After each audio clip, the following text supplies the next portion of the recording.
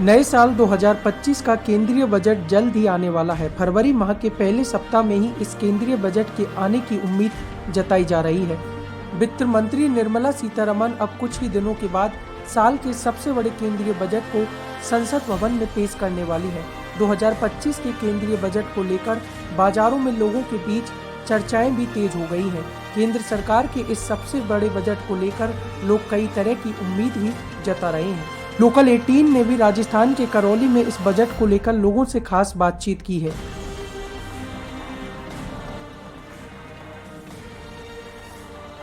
इस बजट से हाउसवाइफों को क्या उम्मीद है, इसके लिए मेरे साथ करौली की कुछ महिलाएं मौजूद हैं। रेखा जी, केंद्र सरकार का बजट आने वाला है, वित्त मंत्री जल्द ही फरवरी में इसकी घोषणा भी करने वाली है। क्या उम्मीद रखती हैं आप इस बजट से? नमस्कार। नारी तू नारायणी। उम्मीद तो हम बहुत कुछ करते हैं हमारे वित्त मंत्री, चूँकि वो महिला हैं एक, तो हम आशा करते हैं कि वो महिलाओं के लिए बहुत काम करेंगी और बहुत अच्छा वो बजट निकालेंगी।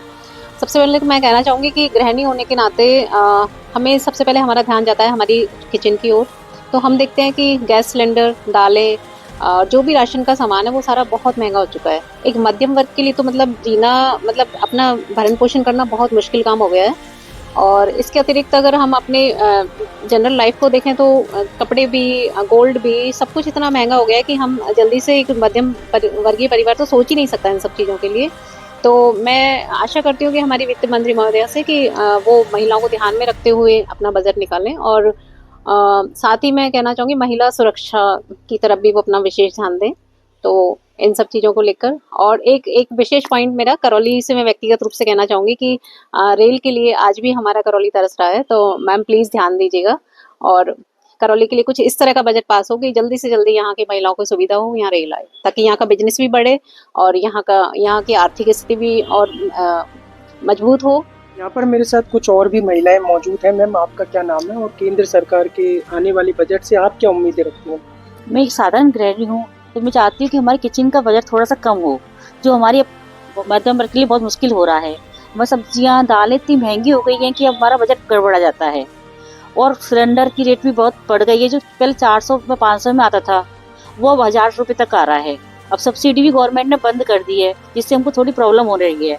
और गोल्ड अब कभी की इच्छा कवारी खत्म हो गई है। पहले हम एनिवर्सरी, बर्थडे पर कभी मांग सकते थे, डिमांड करते थे, अब वो कर ही नहीं पाते। कोई हस्बैंड मना करते थे कि हमारे बजट से बाहर है, तो हम ले नहीं पाते हैं। तो गोल्ड है, सिल्वर है, इनकी रेट पर थोड़ा सा कम किया जाए, जिससे कि हम भी अपने थोड़े बहुत शौक पूरे कर सकें। तो ज़्यादा शौक तो होते नहीं, मध्यम वर्ग के थोड़े छोटे शौक होते हैं, वो भी खत्म हो गए हैं। और थोड़ा सा वित्त मंत्री को सोचना चाहिए कि महंगाई को थोड़ा कम किया जाए, जिससे कि हम अपनी इच्छाएं पूरी कर सकें और मध्यम वर्ग को थोड़ा सा राहत मिले। और थोड़ा सा महिलाओं के लिए रोजगार के अवसर भी बढ़ाए जाए, जो वो आत्मनिर्भर बने। एक और महिला है मेरे साथ, उनसे भी जानेंगे कि इस बजट को लेकर उनकी क्या उम्मीदें हैं। मेरा नाम रीता गुप्ता है, मैं मध्यम वर्गीय महिला हूँ। तो सर, हमारा क्या बजट बिल्कुल गड़बड़ा रहा है, किचन का बजट तो बिल्कुल ही गड़बड़ा रहा है। हमारे पास इतनी आमदनी भी नहीं है जिससे इतना अच्छा हम कुछ कर सकें।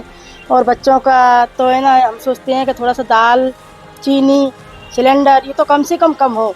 गोल्ड की बात तो पीछे, गोल्ड तो अपन जब पहनेंगे जब अपन पूरा पेट पालन होगा बच्चों का। तो इससे अपन की इच्छा यही है कि ना थोड़ा सा किचन का बजट। तो ये मेरे साथ करौली की कुछ महिलाएं थी जिन्होंने बजट को लेकर कई उम्मीदें जताई हैं। छात्रों को इस बजट से क्या उम्मीद है, मैं जानने की कोशिश करूंगा। वर्तमान तौर पर युवा हमारा शिक्षा, रोजगार और सुरक्षा की मांग कर रहा है।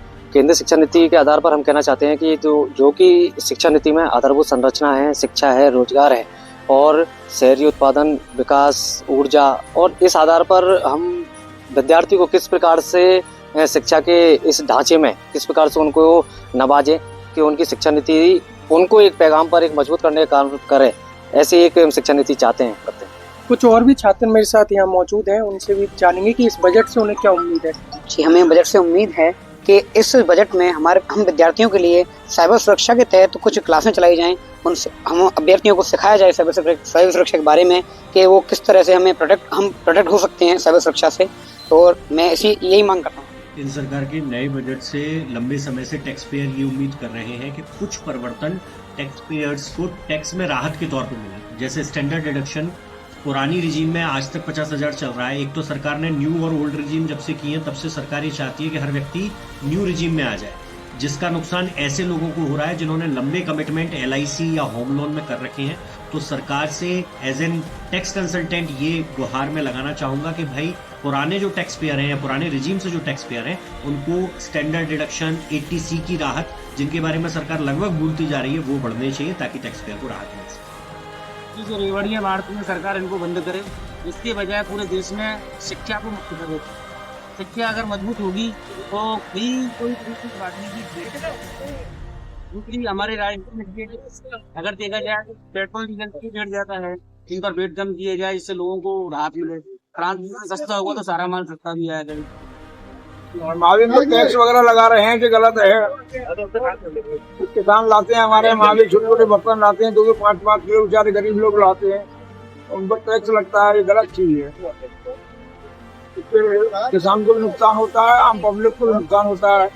गरीब लोग हैं बहुत सारे, वे जो अपने रोज की दिनचर्या का पेट भरते हैं, उनको अगर कोई सुविधा मिलती है तो अच्छी बात। नए साल 2025 को लेकर केंद्र सरकार का जो बजट आने वाला है उसको लेकर ये करौली के अलग अलग क्षेत्रों से जुड़े लोगों की कुछ उम्मीदें थी और कुछ राय थी।